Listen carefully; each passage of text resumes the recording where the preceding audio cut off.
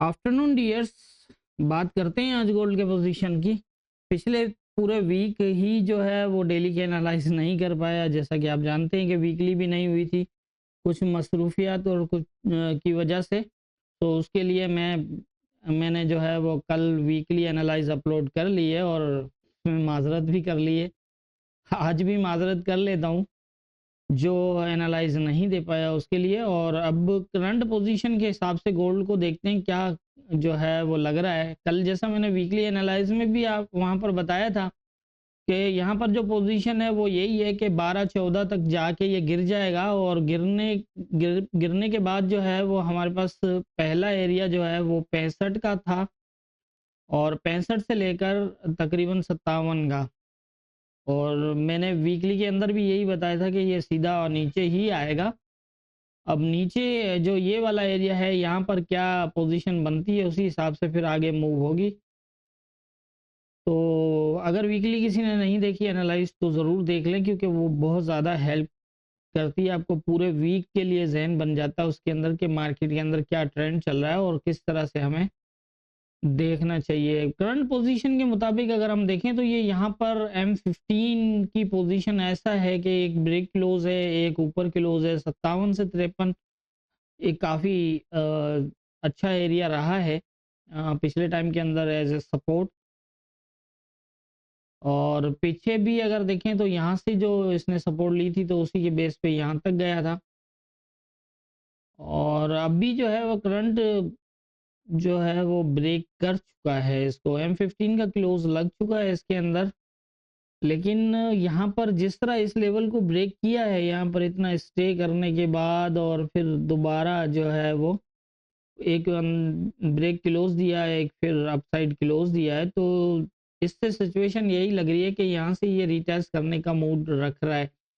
एक ये retest area बनता है 78 से 82 का, और सेकंड जो बनता है वो तकरीबन जो है वो 70 के आसपास का, 69 का एरिया। और उससे ऊपर जो है वो 98 3398 वाला है। और इससे ऊपर 3405 5 और 12, ये 14 तक भी हो सकता है 12 वाला जो है। लेकिन ये कि प्रॉपर लेवल 12 का बन रहा है और 14 का भी बन रहा है। यहाँ पर दो लेवल हैं तो मैंने फिलहाल 12 का लगाया है, क्योंकि प्रीवियस टाइम में मार्केट ने इसके करीब से जो है वो नीचे मूव किया है।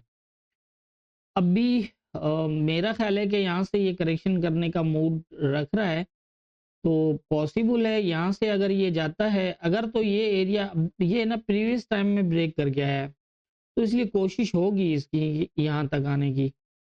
और अगर यहाँ से रिजेक्ट होता है तो फिर इसके पास ये वाली सपोर्ट होगी। इस एरिया को अगर इस तरह जिस तरह ये ब्रेक करके आया है, इसी तरह से अगर ये ब्रेक करके दोबारा आता है तो फिर यहाँ से जो है वो दोबारा ऊपर जाने के चांसेस बन सकते हैं। इस एरिया पे जो है वो आपने ख्याल रखना है। और यहाँ से फिर जो है वो 98 तक भी जा सकता है। और 98 वाला जो एरिया है वहाँ से अगर ये रिजेक्ट होता है और इसको शेडो लगाता है तो ये दोबारा एक बड़ी फास्ट मूव के साथ जो है वो नीचे आएगा इस तरह। तो इस तरह की एक ये पोजीशन है। दूसरा ये है कि अगर तो ये इस एरिया के नीचे H1 का क्लोज करता है तो दो सूरत हो सकती है। या तो ये सीधा आ सकता है इस एरिया पे, लेकिन जो इस एरिया पे पोजीशन बनाई है उससे यही लग रहा है कि हो सकता है ये इसको शेडो लगा के दोबारा रीटेस्ट करे, इसको करे या फिर इसको। जिस तरह मैंने ये प्रीवियस बताया आपने इसी को ज़हन में रखना है, ये वाली पोजीशन इस तरह। और अगर यहीं से स्टे करके ये जाता है तो फिर आप देख लीजिएगा ये वाला एरिया माइनर है, इस पे देख लीजिए, क्योंकि ये यहाँ पर जो है वो 4 M15 के बेरिश क्लोज लगाने के बाद गिरा है। तो ये एरिया इसके लिए वीक है, लेकिन ये सपोर्ट भी फिलहाल स्ट्रॉन्ग है रीटेस्ट के लिए, क्योंकि ब्रेक तो कर चुका है, M15 का क्लोज लग चुका है इसके अंदर। लेकिन प्रीवियस टाइम में अगर देखें तो ये रेजिस्टेंस भी ब्रेक है, ये रेजिस्टेंस भी ब्रेक है। तो ये दोनों रेजिस्टेंस ब्रेक छोड़ के आने का मतलब तो यही लग रहा है कि या तो इस एरिया को टेस्ट करे या फिर इस एरिया को। अगर तो ये इस तरह कर लेता है, इस एरिया को भी ब्रेक करता है फास्ट, और अगर ये यहाँ से दोबारा नीचे आता है तो फिर 69 का एरिया, 70 का एरिया होगा यहाँ पर, 69 से 70। और ये ऐसा भी बन सकता है। ऊपर की बाइंग मत करिएगा, यहाँ पर कोई भी बाइंग नहीं, आपको बाइंग मिलती है तो यहाँ सपोर्ट सिर्फ, मैंने ये एरियाज यहाँ पर कोई सपोर्ट नहीं दी हुई, और यहाँ पर आप बाइंग करिएगा भी मत, क्योंकि मैंने जैसा पहले आपको बताया था कि ये गिरेगा ऊपर से बहुत बुरा, और 500 पे तकरीबन गिर चुका है आज सुबह से अभी तक। तो क्योंकि देखो मूवमेंट के हिसाब से ही पीछे की मूवमेंट इसकी क्लियर थी कि ये गिरेगा ऊपर से, और अभी भी कोई मतलब कंफर्म नहीं है, क्योंकि 42 का एरिया जो है वो काफ़ी हद तक जो है वो नज़र आ रहा है, लेकिन यहाँ थोड़ा सा स्टे करने की पोजीशन में हो सकता है ये करेक्शन करे, तो वेट करिएगा। अगर तो ये नीचे जाता है तो यहाँ से दोबारा ये अगर सपोर्ट बनाता है तो फिर ये रिटेस्ट कर लेगा इस 69 को या फिर 78 को।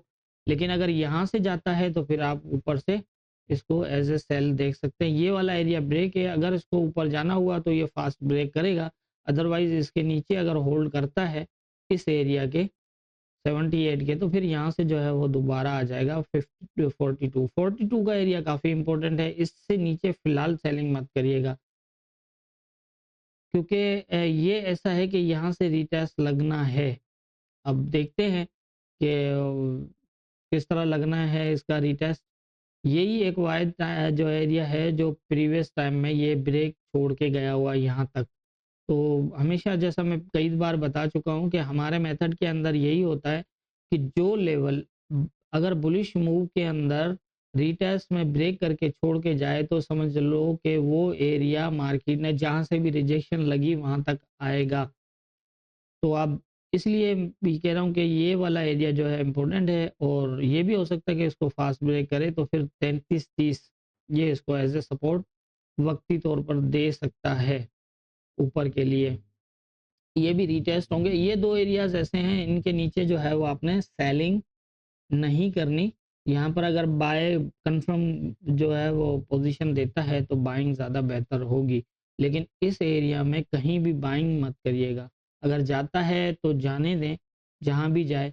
जिस तरह ये गया है, अगर किसी ने यहाँ से जो है बाय किया अपनी जगह पे, लेकिन अगर किसी का सेल यहाँ पर लगा हुआ था और उसने अगर वेट किया है तो आज 2 वीक का टारगेट मतलब 500 पिप की मूव, जिसको हम 50% कह सकते हैं, 1% की अगर ट्रेड हो अकाउंट की इक्विटी के हिसाब से, तो भी एक दिन के अंदर बल्कि हाफ डे के अंदर जो है वो 50% का प्रॉफिट आराम से वो बुक कर सकता है। हमेशा ज़हन में रखें मार्केट के अंदर कहाँ से बाय करना है और कहाँ से सेल करना, ये बहुत इंपॉर्टेंट होता है।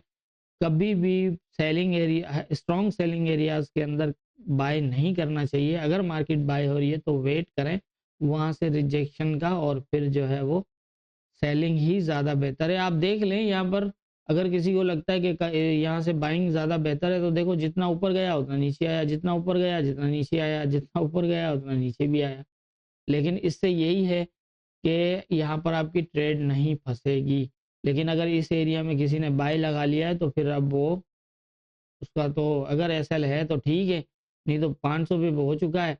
अगर मनी मैनेजमेंट को फॉलो किया है तो बहुत अच्छी बात है, नहीं किया अगर 2% की भी लॉट लगाई होगी तो यहाँ पर अकाउंट वॉश आधे दिन में ही।